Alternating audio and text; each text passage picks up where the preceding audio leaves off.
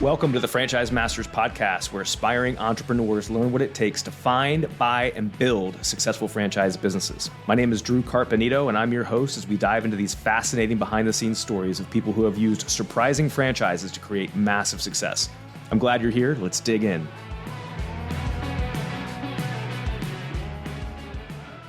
Welcome to the Franchise Masters podcast. Today, I am joined by a personal friend who I have known the longest in my life. His name is Joe Dougherty, and our life has come full circle because Joe does a ton of work in the retail commercial real estate world. So he's a partner in a firm. These guys are leasing up buildings all around the middle of the country and all kinds of stuff. So Joe, welcome, my friend. Thank you. Thank you for having me. Really appreciate it. Feel honored to be on. Yeah, we've come a long way since Geneva, haven't we?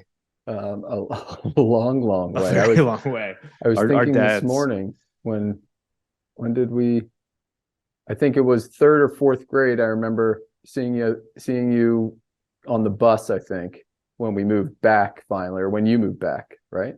Yeah. So our dads worked together in DuPont, so we always moved around a bunch. But we spent a bunch of time together in Geneva, Switzerland, and then my family kind of bounced around, and then we ended up back in the Chadds Ford, Kennett Square area. And then that's where Joe and I reconnected in school. Yeah, man. You know, however many years later that is now from now, here we are on a little podcast. Fun times. Yeah, man. So Joe, tell us a little bit about what you're up to, what your firm does, and all that good stuff. Sure. So I work for a company called Metro Commercial Real Estate, and Metro Commercial, we are a retail third-party brokerage company that handles both landlord representation, retailer and tenant representation. We do property management. We do development and development consulting. And the firm itself has been around for over 35 years. It started in southern New Jersey and has now grown. We now have 4 offices, about 75, 80 employees, 30 of which are brokers like myself. And we have offices southern New Jersey. I'm in a Pennsylvania suburban office outside Philadelphia. We have an office in downtown Philadelphia, and then we just opened up a Miami office a couple months ago, which is exciting. And we have a bunch of guys and girls down there working on brokerage and development and things like that. So it's super exciting. But our main focus, we represent over 200 retailers and probably have over 450 properties or landlords that we represent. And I think we manage about 7 or 8 million square feet in the Pennsylvania, New Jersey, Delaware area. So, and those retailers that I mentioned, they're everybody from your Target and Lowe's and PetSmarts of the world to, the local franchisee or local operator in our market that owns a couple restaurants or a couple retail storefronts. But it also includes, I tell people 10 years ago, the retail definition changed. So, we're also doing self-storage operators. We're doing senior living operators. We're working with apartment developers, car dealers, kind of everything above. That retail is not just your true shopping center that you see pop up out in suburbia. It's changed a lot. So if somebody needs a physical location, you guys have a pretty good ear to the ground on whether it's somebody trying to find a location or a landlord that has an opportunity, a vacancy.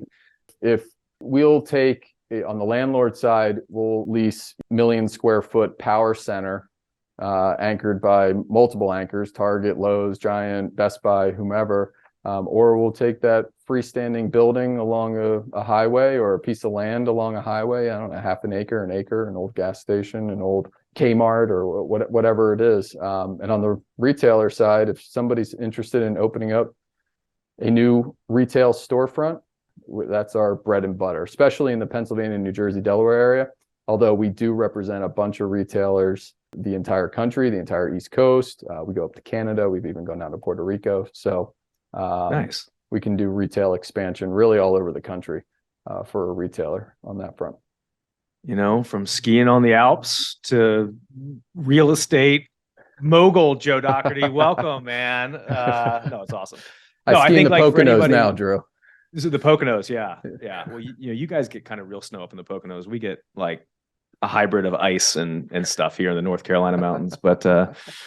But yeah, no, I mean, I think like, so for anybody who listening, who's either like a young emerging franchise company that has, that has a physical location, and them helping kind of navigate through the site selection, helping their franchisees, navigate through that, to actual franchise owners who are out there looking for locations that are, going to fit their business and whatnot. Like you have a really good ear to the ground in terms of, what the current climate's like. And I call Joe every few months. I'm just like, hey man, what are you hearing? What are you seeing? And, it's been an interesting ride since COVID, right? Like, Absolutely. So have things slowed down since COVID started, or No. what's the pulse? Quite the opposite. Things, when COVID hit, that was mid-March of 2020, things came to a screeching halt, right? Tenants were focused on trying to figure out rent concessions and obviously the operations of their business. If they were shut down, they were concerned about being able to pay their rent and all their bills and their employees, et cetera. Landlords were concerned immediately with getting those flood of phone calls. If a landlord, I don't know, if they have a couple million square feet in their portfolio, they could have hundreds of tenants, if not into over 1,000 different tenants. And they're getting flooded with phone calls from these tenants saying, I'm not open for business. They shut me down. I can't pay my rent, et cetera.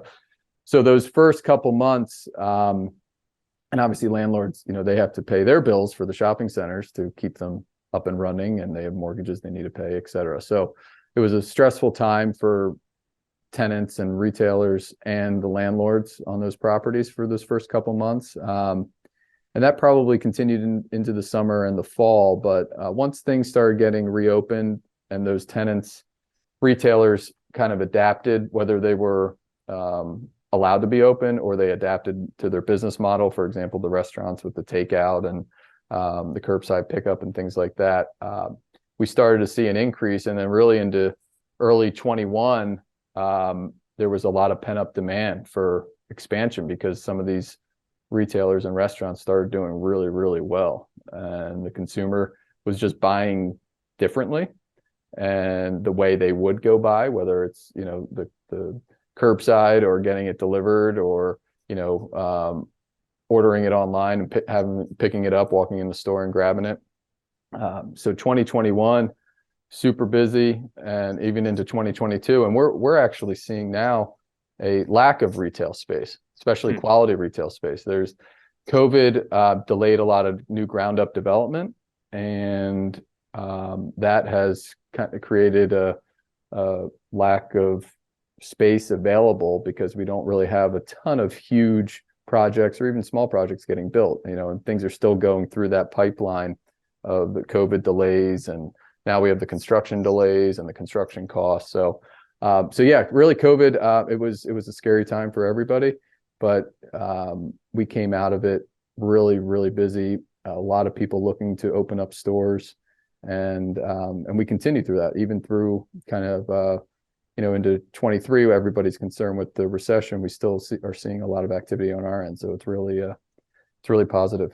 And and I would think like you guys would be an interesting leading indicator, with all of the stuff you hear in the news about whatever is going on in the economy, right? Like you would start like opening new locations is probably one of the first things that regional, national chains start to pull back a little bit, but you're not seeing any of that, huh? Companies are bullish. We're seeing a little bit of it, right over the last 60 days, maybe. Not widespread, but I think the publicly traded companies are looking ahead and looking into their business specifically, and how could that change if the economy does go into a recession and the consumers' spending habits change. So I can't say we are not seeing it, because we are, but it's not super widespread at this point. There's still, or retailers are saying, you know what, instead of wanting to open this at this date, maybe we'll push it 6 months and open it a little bit later. And that's kind of what happened with COVID too, right? Instead of a lot of deals truly dying, and don't get me wrong, deals tenants did get out of leases and terminate leases and whatnot, but we had a lot of them actually just get pushed out. So instead of opening in late 2020, they opened up in 2021 and things like that. So, but no, the activity's still been strong. Going into the holidays right now, and over December and into early January is always kind of a slow time, but the activity's been really good for 2022. Yeah, that's interesting. You mentioned the lack of quality retail centers just hasn't kept up with the demand and some of the growth. Like how would you define a quality retail center? What goes into that, in your opinion? So when I started in this business, it was drilled into my head. The client we worked with was actually a bank, and it was drilled into my head: location, location, location, right? And in retail, location is so important for your business specifically. And depending on what your business is, that's going to drive your location. But if you think about retail and a shopping center, if you are in one shopping center that, call it, is anchored by certain retailers, right? Higher end retailers, and your business might be higher end. And across the street, there might be a shopping center that has more discount oriented retailers. Well, if you are a higher end tenant that is looking for those types of tenants, it's important for you to be in that center with the right co-tenants. If you're in the wrong center, that could really be detrimental to your business. It's different than say an office building, whether, for an office building, if you're on one side of the street or the other side of the street or down the road a little bit, your employees in theory will still come, right? And same, even so with an industrial building, access to the highways. But retail, it's location, it's access, it's visibility, it's co-tenancy, it's the surrounding demographics and where the shopper's coming from, and their shopping patterns, their driving patterns as it relates to and from work or school or whatever it might be. So it's interesting to see. You literally could have one space right next to another, and you could have a difference in rents per square foot by $10 or $20, $30 per square foot. It's quite amazing. Yeah. And so the landlords are very intentional in how they lease, who they lease, what types of companies they lease to. They do the best they can. Yeah. Yeah. Like how does a landlord evaluate, like if a potential tenant's business is the right fit for, call it a higher end shopping center? Like what do they look at typically? They're gonna obviously want to know if it's a multi-tenant operator or a multi-tenant chain. They'll want to go and check out some of the existing stores if they're not familiar with it. They're going to ask, who's your typical customer, who's your shopper, and your hours, et cetera. What type of volumes or how much traffic do you anticipate?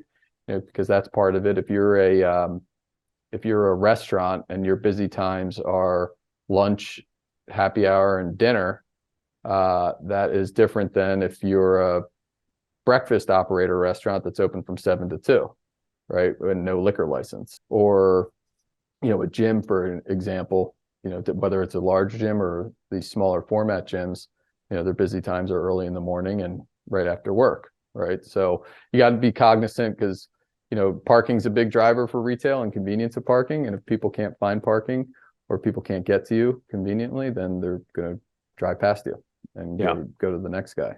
So interesting. So do you like if you're representing, I'm a franchise owner going to be opening, call it a high-end boutique fitness type of business. Do you present the brand and the business to the landlord, or do you help the franchise owner present that business to the landlord? Yeah. So typically how that works is if you're a high-end boutique fitness owner, right? I actually have a call with a group after Thanksgiving here, somebody with a couple locations. And what we're going to talk about, if they're looking for 2,000, 3,000 square feet, something like that, it's important, number one, to get a broker and get them involved early. We do present the brand or present the concept to the landlords, right? We're that connection point between the tenant and the landlord. And generally, most times, especially if it's in our backyard, right, we have relationships or know these owners very well. And the longer we deal with them, the longer we work together. and we probably worked with them in the past, whether it's in that center or somewhere else. If an operator says, hey, I want to be, in our area, I want to be in Philadelphia County, and I want to be between this street and that street. Well, okay, that's a very finite area. We go out, we contact all the landlords, whether it looks like there's available space or not. We don't just go online and look at CoStar or LoopNet or Crexi or anything like that. That is a tool, but it's not the end all be all. You get in the car and you drive and you call these owners and see. You never know who might be struggling in any of these centers. And yeah, if it's a new fitness concept or a new restaurant concept and an owner is not familiar with them, it takes a sales pitch. A website helps. Any types of marketing collateral that we can send helps. Oftentimes, a lot of these franchises will have marketing collateral for landlords, kind of outlining what the business is and things like that. So yeah, we take care of all that, but it's important. I can't stress it enough to get your broker involved early, because a broker, in theory, does not cost a franchisee or a tenant any money. Right. We get paid our commissions from the landlords. So, and you're not going to pay any more rent because you have a broker involved. That's not how it works. And you want somebody advocating on your side through this process, because there's a lot of nuances through the process that can fall through the cracks. And if there's a problem, you want to be able to look back, because the end all be all is your lease agreement with the landlord. So yeah, no, well said. Because I hear it sometimes with folks who I help get into any kind of franchise that has a physical location. They're like, well, I can just go on LoopNet and see what's available. I'm like, yeah, you can probably get a sense of what's available, but there's a whole underground of behind the scenes world that these brokers and landlords communicate and have access to that you don't have access to. So don't just get hooked up with any broker. You want to get hooked up with the good brokers that have these key relationships with the landlords and whatnot. So exactly. And the brokers will know, a good broker will know not only the landlord and probably have a relationship with them, but they'll know what's going on in the surrounding marketplace, what's going on in the center, what competitive rents, what really are market rents in the area, and just what activity or what else is going on. So I can't stress it enough, because we see it all the time. A retailer might go out and do some stuff on their own and then try to get their broker involved later in the process. And in some cases, it doesn't turn out real well, just because there's things that they could have gotten had they had somebody on their end advocating for them. Yeah. So yeah, it's interesting, because a lot of times too, when I'm working with somebody who's new, who's just bought a franchise that has a physical location, again, it's like the one part of the process you can't control as an owner, as a franchise owner, and you have to kind of buckle in, because you don't know what it's going to be like. Like, you don't know, you can't control what's available on the market in terms of the types of spaces that fit the criteria that you want to have. And it is a buckle in for, could be 3 months. It could be 18 months. Like, correct. Because once you make that decision on signing a lease for a location, like you're fixed. Like, it's not, you can't change it. So it's one of those things, like, you want to buckle in and get ready for some patience, because it's not something you want to force, which is like a no dust statement. But like, as a new franchise owner, like, the emotions are so high, even just buying a franchise is like a total emotional roller coaster. You sign the agreements, you're a franchise owner. First thing you need to do, let's look at some potential sites. And then sometimes it can be a little bit of a punch in the gut if there's nothing out there that fits what you're looking for. But from an expectation standpoint, definitely you hit it on the head. It could take 3 months to find a spot. It could take 18 or 24 months to find a spot. Because like you said, you can't control what's available or what's coming available, or maybe the center you want to be in, nothing's coming available for another 12 or 24 months as far as a lease expiration, but maybe that tenant has an option and the landlord just says, I won't know until 12 months from now as we get closer. And maybe you get closer 12 months and the existing tenant says, I'm going to stay. And now you just waited 12 months to get in that center and there's still no availability. So I would recommend just the patience, and it's a fine line. You don't want to settle for inferior real estate necessarily, but you also don't want to wait forever for that one spot where you're saying, because I mean, it could be 10 years for that space to open up. So the franchisee or the tenant or the retailer really has to kind of know and understand their business to whether or not they can be successful in a certain area or in a certain center. I'm going to put you on the spot a little bit because I just had a random question pop into my head. No, but like as it relates to like your work with franchise owners and franchise organizations. I know we've talked about this a little bit in the past with like Planet Fitness and stuff like that, but I am curious, like, what are some of the franchise brands that you and your firm have done the most amount of work with? And this is, a little bit of an indicator in terms of like franchise brands that are, growing and taking down leases and opening locations and all that kind of stuff. Right. Over the years, we've done, obviously Planet Fitness. We've done the swim schools are super active right now. Car washes are super active right now. We've like the Urban Airs and some of the Unleash brands work a bunch with those. And then on the restaurant side as well, whether it's we're really active with Wendy's right now, but you're seeing we represent a lot of owners, right? So we get a lot of phone calls from other brokers that represent franchises, and you're seeing a lot of the other franchise restaurants super active, or corporate restaurants super active right now.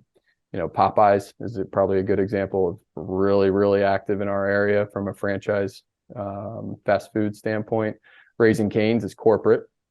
We don't represent them, but they are very active. They're new to our market. You're seeing Chick-fil-A still active. Freddy's is another fast food franchise that's active. Burger King's active.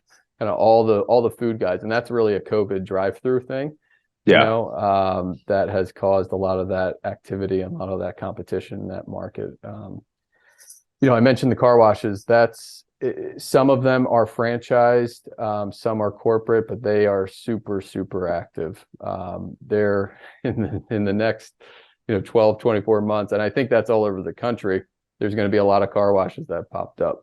Yeah, there's a ton of PE money moving into car washes, with these selling these unlimited memberships and owning the real estate. So do you see the car washes buying the real estate or leasing the real estate? A little bit of both. So it depends. In our market, we have it's hard to buy really quality real estate without, frankly, paying an arm and a leg for it. We have a lot of ownership groups that are local, longtime owners that don't sell a lot of stuff, and then we have a lot of publicly traded and REITs and large private owners that just don't sell stuff. So if somebody says they have to buy, the problem is there might not be a lot to buy, or it's just going to be so expensive it'll be cost prohibitive. So we see a lot of ground leases also in the car wash world. So just depends on the group and the private equity and who it is, et cetera. Yeah. So you guys get to know the company and the customer, whoever they are, and kind of how they roll and what they're looking for, and obviously what their goals are, and all that kind of stuff, and help them, navigate through all that stuff. Some operators will say, purchase only, and that could be a corporate operator, publicly traded company, or a large private company. And others will say, I'll purchase or I'll lease. But if I lease, I will only do a ground lease, and which means they lease the ground and they build their own building. Others will say, I'll lease, but I need somebody to build the building for me.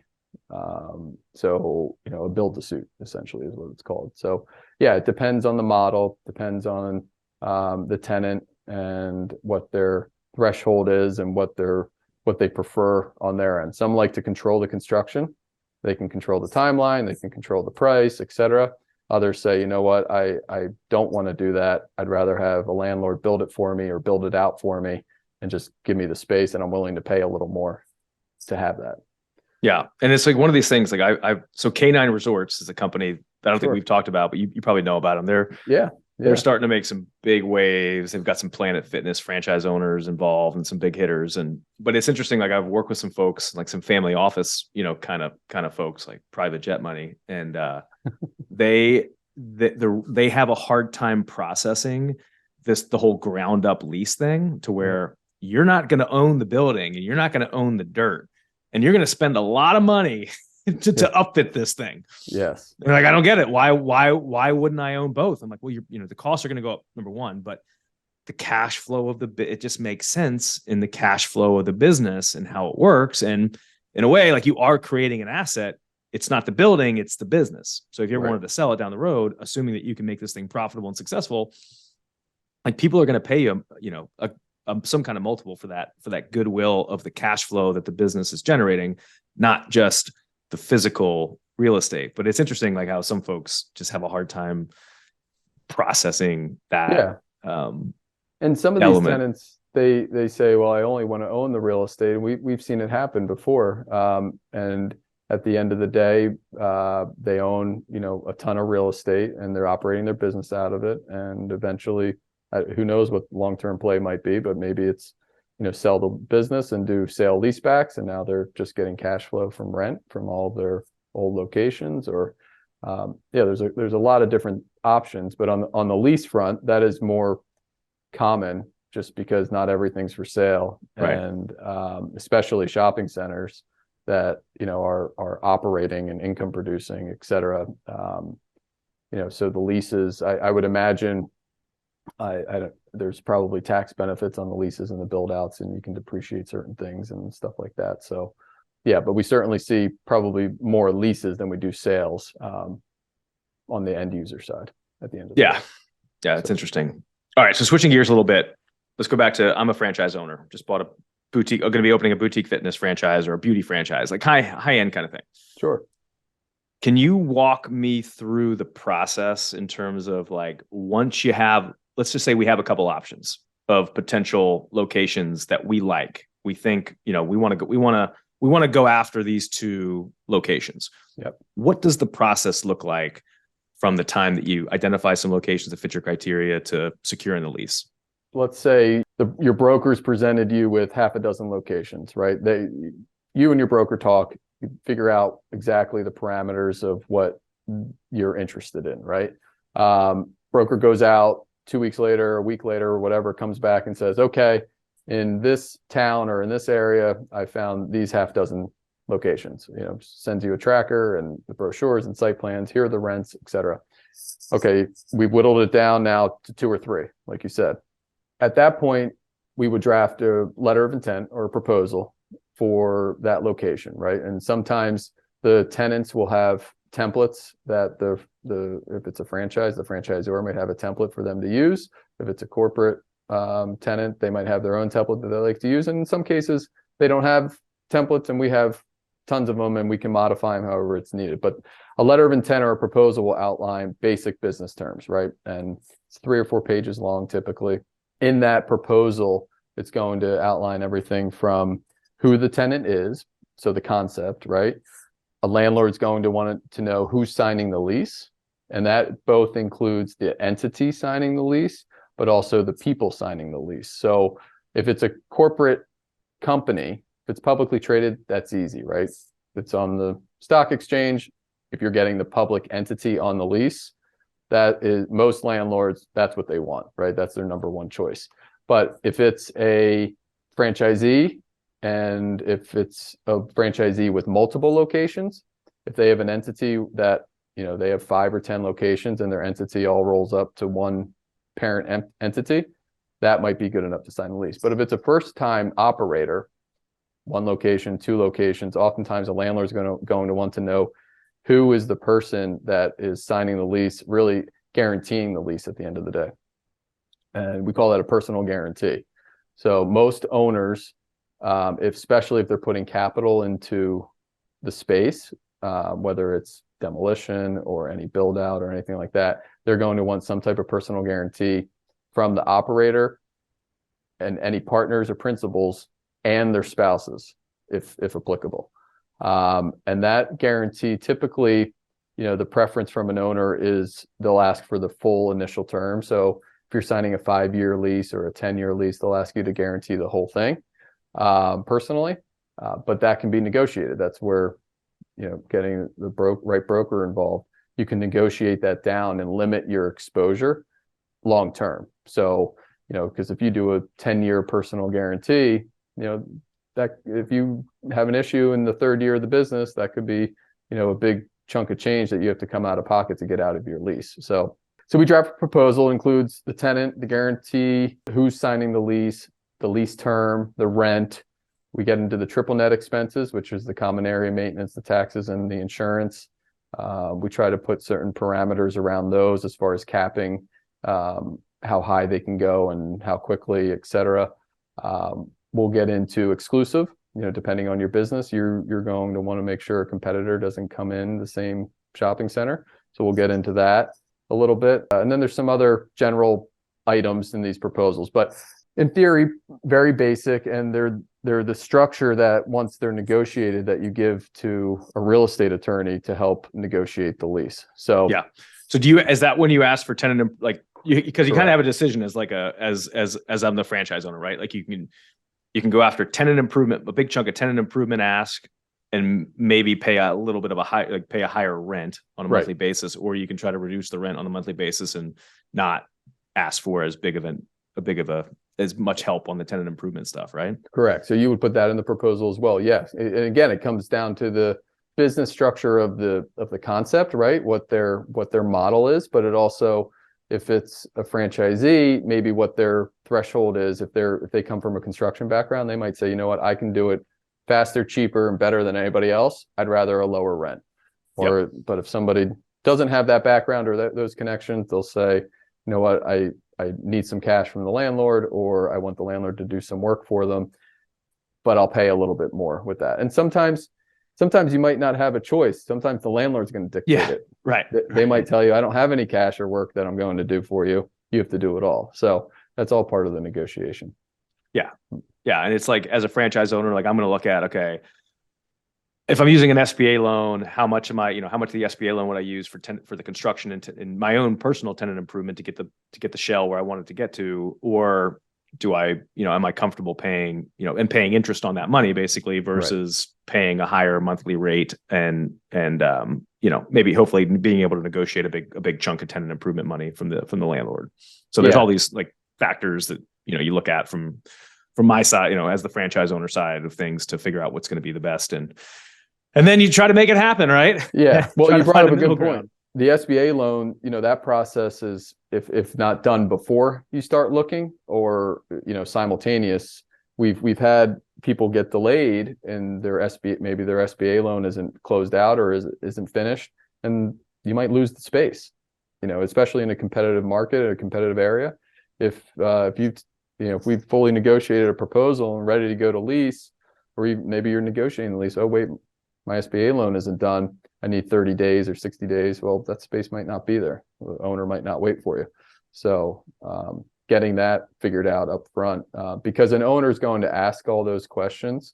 If you have the funding to do this, the last thing an owner wants is to sign a lease with you and you're building out and you stop building out in the middle of the process and never open. That's not good for anybody.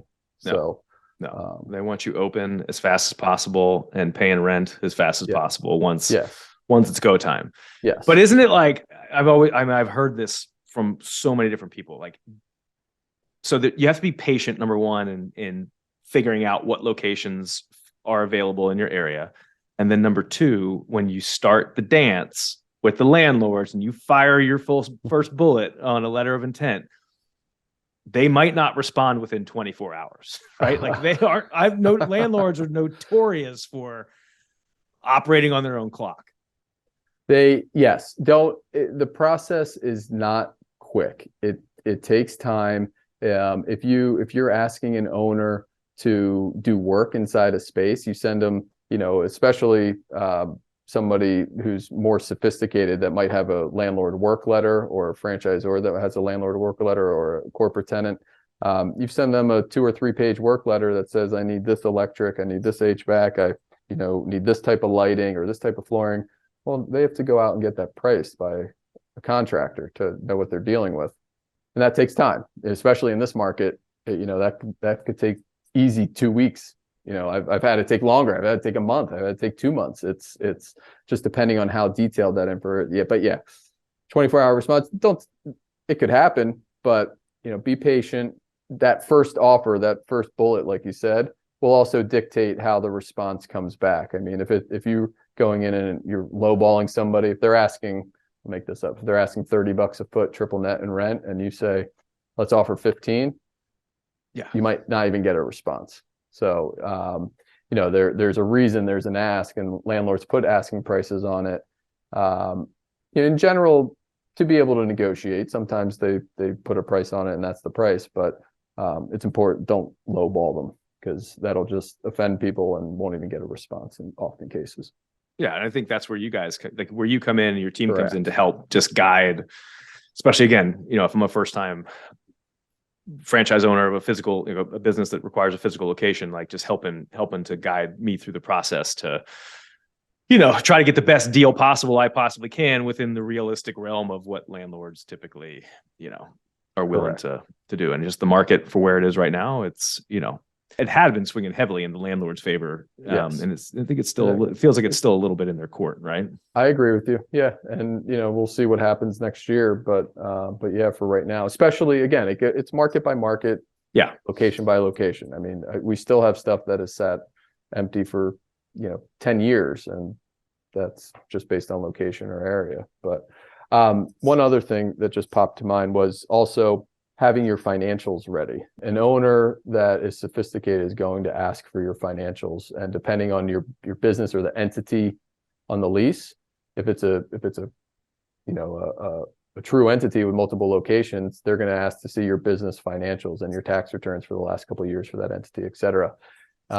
Depending on how much they dive into them, they might ask for further info, depending on what it says.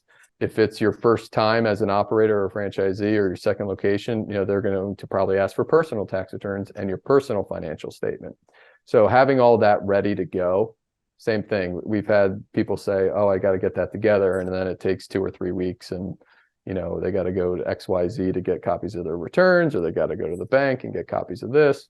So if you have something that you're able to put together, which I imagine for a franchisee, if you're signing a franchise agreement, you probably had to put all that stuff together anyhow, most likely. Yeah. So get ready to open the kimono.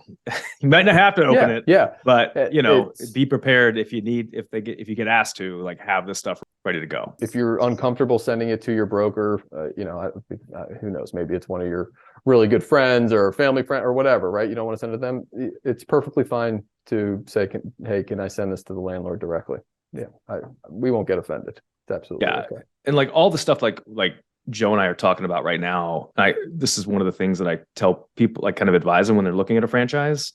Again, there's like so many, just like there's so many layers to, getting a good lease and getting the right location with what you do. Like it's the same thing as it goes into analyzing franchises, because there's always the widget, people judge the widget of what the business offers, but like a good franchise company that has a brick and mortar concept, like they should have a really good site selection team too, that's also providing guidance to the franchise owners or working with brokers, Joe, like you, and just kind of, again, trying to, help navigate through this process. Cause again, for a first-time franchise owner, it's a big deal. And then when you start getting into like some of the bigger franchise concepts that, landlords know about, whether it's like Exponential Fitness or Planet Fitness and Orange Theory, like it'll, they can get to the point where maybe like even the franchise companies or the corporate team has a relationship with some of these REITs and more regional and national landlords where they can get access to, locations. Or let me ask you this. Do you see that? Do you see like some of these bigger franchise companies get preferred access to sites that are coming on the market compared to small regional franchise company that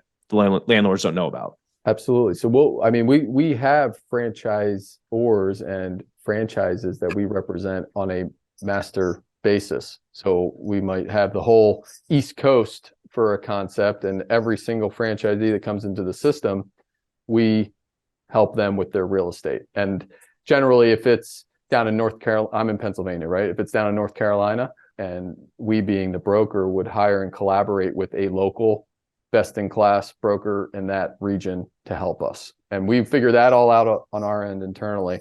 But you're right. The publicly traded REITs, we pick up a phone. There's, generally somebody that we can call and say, hey, I have this concept that wants to be in this market, this market, this market, this market.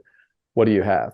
And we do that all the time, whether it's at our trade shows, which we have one coming up in 2 weeks in New York City, the ICSC convention, or we also just even do office visits and portfolio reviews. And now in the Zoom world, it's super easy to do a portfolio review with these large owners and run through all their locations across the country, depending on kind of the parameters that we give them. So definitely. Nice. So you think you can take this podcast once it's published and send it over to Wawa and then convince Wawa to come down to the North Carolina market? Because that's the only thing. Well, it's the only thing we're missing down here, man. There you go. Back up north. Some good sandwiches, some hoagies. We got Capriati's. I think I told you, right? They You opened a got Capriati's down Capriati's? here. Yeah, Primos? You have Primos man. down there? I don't know if Primo's Primo. I think yeah, Primo's is somewhere in Charlotte, but I think Capriati's has the Thanksgiving sandwich, right? yeah, the Bobby. The Bobby. Yeah. So this is Capriati's is a family chain that we grew up eating in, Delaware and Pennsylvania, but then they got bought 10 years ago by somebody who franchised them. And so now they're expanding via franchising. And I think somebody's going to be opening 10 of them here in Charlotte, but the bread sucks. They didn't get the bread right. Jersey Mike's has better bread than those guys do, but I still love Capriati's. You see a lot of those food chains and those Jersey Mike's is another one. I mean, Jersey based, and they're franchising everywhere, all over the place. But yeah, it's cool to see, man, that you have a good ear to the ground, and I think this has been insightful for me and for a lot of folks. So what's next for you guys? You expanded out of Miami. When do you expand? When do you open your Charlotte office and coming and moving down here? You're going to be our first employee, our first broker? No. I will help you find franchise clients that want to open locations in Charlotte. I can promise you that. But what's next, man? What are the plans for you in the firm? We're just we're continuing to grow. We continue to bring on. We have an interesting model that, as far as bringing on new brokers, we've really done a lot of our growth with new brokers with very limited experience or no experience, and we come and we train them. They team up with 2 or 3 people and mentors, and they work with you for a year, kind of learn everything. Because what we do, there's no textbook, right? I have my real estate license. We all have a real estate license, but that's more geared towards residential real estate. So there's really no textbook or course to kind of tell you what we do every day outside of just doing it. And every day is different. That's part of what I love about doing what I do, is I work with a lot of awesome people.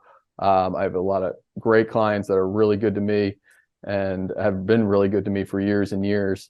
And I talk to a lot of different people. I meet a lot of different people and all different types of personalities, right? So I bet it's a lot of fun. And but it's like any business, it's cyclical, and comes up and down. And you can I'll tell any tenant, you might work on multiple transactions. It's just like buying a house right now. You might work on multiple locations, and they might fall through for a variety of reasons. Don't give up. Keep trying. You might have to tweak some of your expectations, or some of your parameters and some of your asks, but at the end of the day, you will find something that will be the right spot that is really good for your business to make you most successful. Because at the end of the day, a landlord wants a tenant to be successful. Obviously, the tenant wants to be successful on their end, and they want you to stay there as long as possible. Have drive as much real traffic to the center, right, really, at the end of the day. Well, Joe, you've come a long way since your father. I remember when your dad bought that Nissan Altima with the fancy cup, like the back seat had the fancy middle, like the console that Are you thinking that the Volvo? Came down. No, Volvo. Not the Volvo. I mean, it was the Nissan Altima. It's when Joe used to drive this old Volvo. We would go around, and we're not going to talk about what we used to do in that Volvo, but when we were in high school. But then when you graduated college, and your dad knew that you were on this track for getting into the real estate world, I think they got you that Nissan Altima. That was a big step up from the Volvo. Well, the Volvo had 240,000 miles, so when the muffler fell off, it was done. And Philadelphia put a big ding in that too. So yeah, but I appreciate you having me. I feel honored to be with you here, and I love the fact that, like you said, it's full circle, being able to hang out. And I wish we were closer as it relates to distance wise and location, but we'll have to get everybody and the kids and everyone together, hopefully in the near future. Yeah, no doubt. Give the family my best. Thanks for coming on. Thanks, Drew.